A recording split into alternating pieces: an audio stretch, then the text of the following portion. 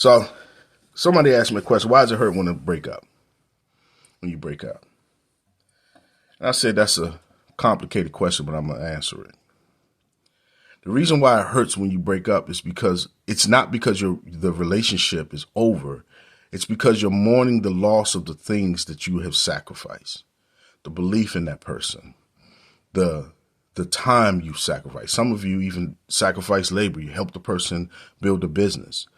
You sacrifice so much in the relationship where even your happiness you sacrifice, the things that make you happy, the things that bring you joy, you no longer found joy in it because the brain doesn't work that way.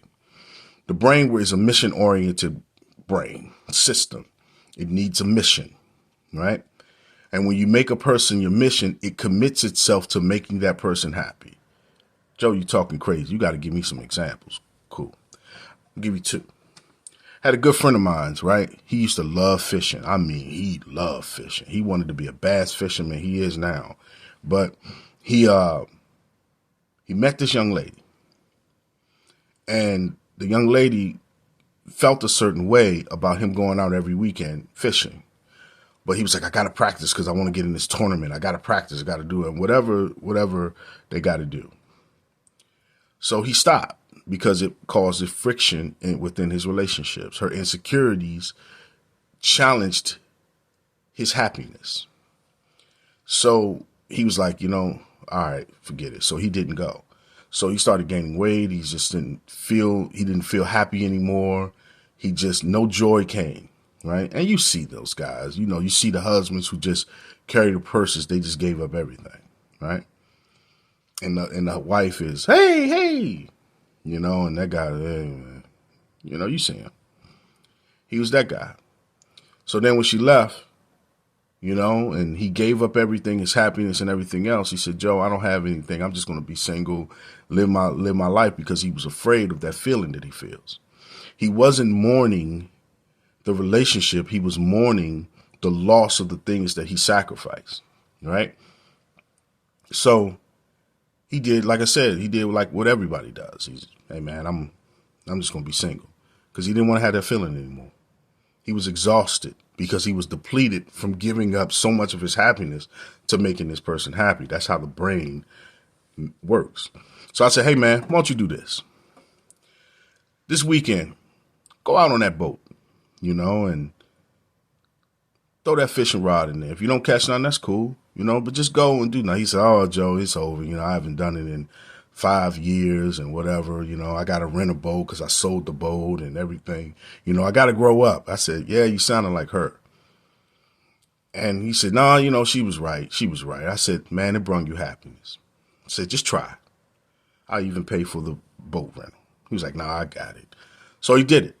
First weekend, he went out.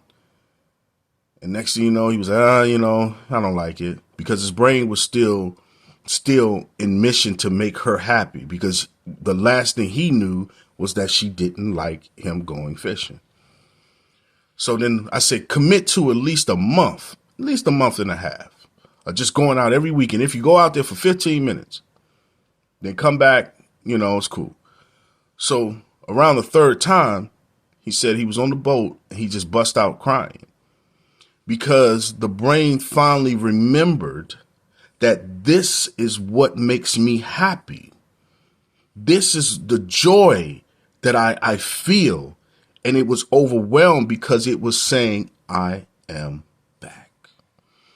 And he called me. He said, hey, man, G, God, man, man, I feel so good, man. I'm crying, man. I'm crying. I'm going to go out there. I'm about to buy me a boat. I'm going to do this, man. And now he's fishing and all this stuff and doing, tournaments and stuff. He's enjoying himself. Let's go to my homegirl. My homegirl love candle making. I mean, she can make a fire candle, right? And she wanted to start a business. The boyfriend was like, oh, that's stupid. Everybody, they sell candles in Walmart, those type.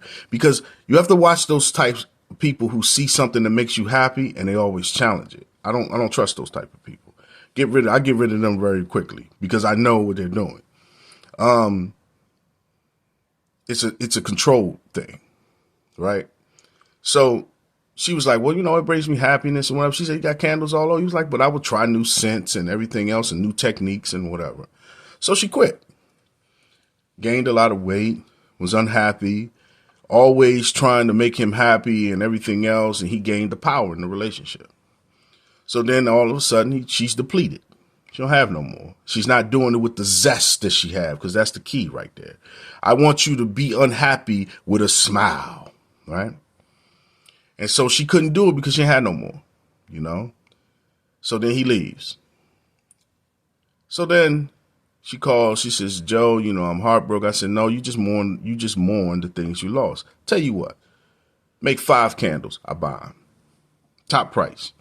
She said, oh, Joe, I don't want to. I said, think about it. Just try. 5 candles, I buy them. And I said, then guess what? Make another 5 and put them on Amazon or put them wherever.